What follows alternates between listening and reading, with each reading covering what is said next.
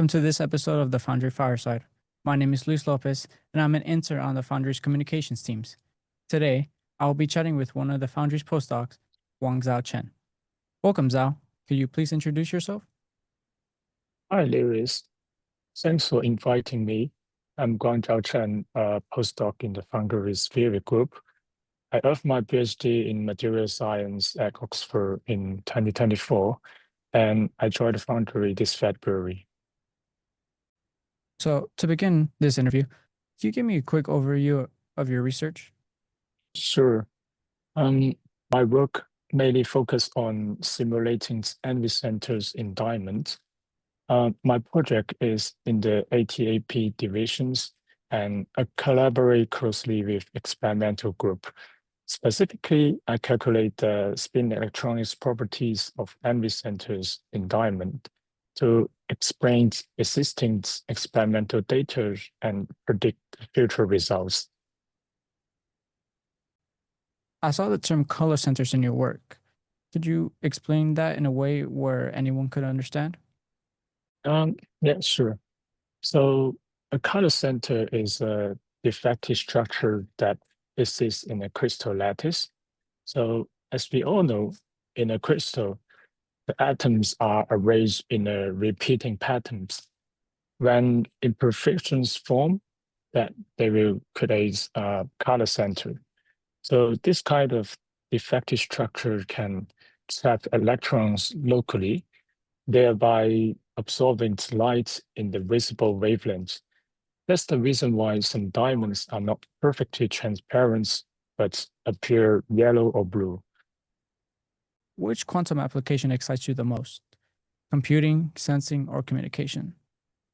Mm, So quantum computing is arguably one of the most exciting technology in the recent years, and many scientists are working on it at the moment. So I would say this applications excites me the most. Actually, our experimental groups is currently working on coupling envy centers that we create into a spin train systems that can serve as qubits for quantum computing, and hopefully it will work someday. What drew you to this research? How might this actually show up in our future? Um, to be honest, I'm not quite sure why what brought me to this research, but I think I'm just drifting wherever the universe throws me.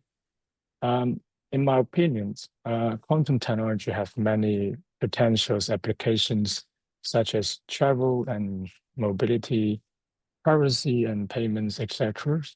And I'm sure they will be greatly benefits our lives in the future. Very, very cool. Throughout your research, what has been your biggest aha moment or unexpected discovery in your research so far?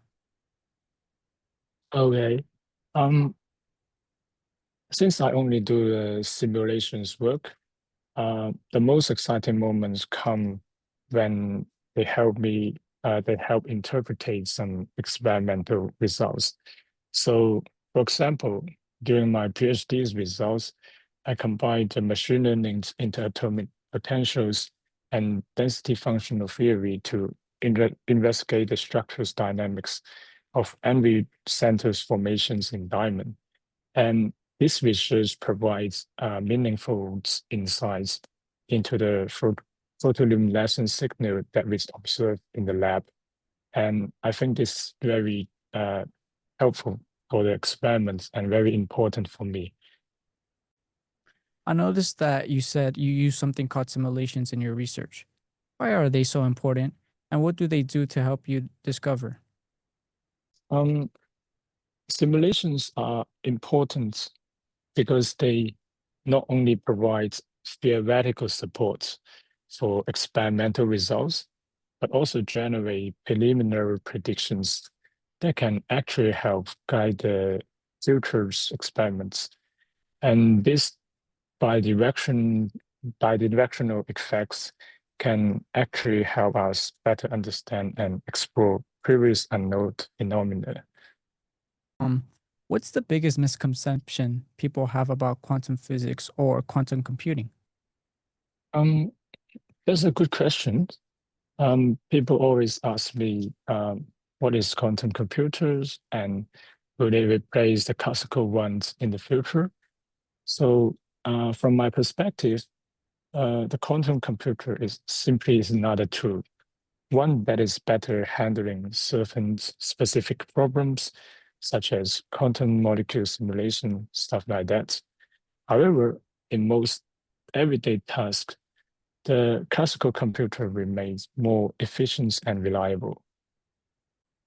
Given how rapidly AI is advancing in today's modern world, how do you see it changing research in quantum computing specifically and scientific research more broadly? Although I'm not specialized in AI development, um, I do have some experience applying AI tool in my simulations. So specifically, I use the machine learning's potential to study some dynamic problem that is difficult to investigate with traditional approaches. By benchmarking with the traditional approach, the machine learning results are fast and accurate, which greatly accelerates the simulations procedure. But in my opinion, is that the AI techniques sometimes lack of physical interpretability, making making their result less convincing. And finally, what advice would you give to young students, especially those who might feel intimidated by quantum research or STEM in general? Yeah, my suggestion is just keep exploring and focus on the area they're interested in. Okay. That's all the questions I have today. Thank you so much for joining me, Dr. Chen. It was really great to learn about your research in quantum computing. Thanks. For those of you watching, if you're interested in learning more about the Molecular Foundry, stay tuned for more episodes of the Foundry Fireside.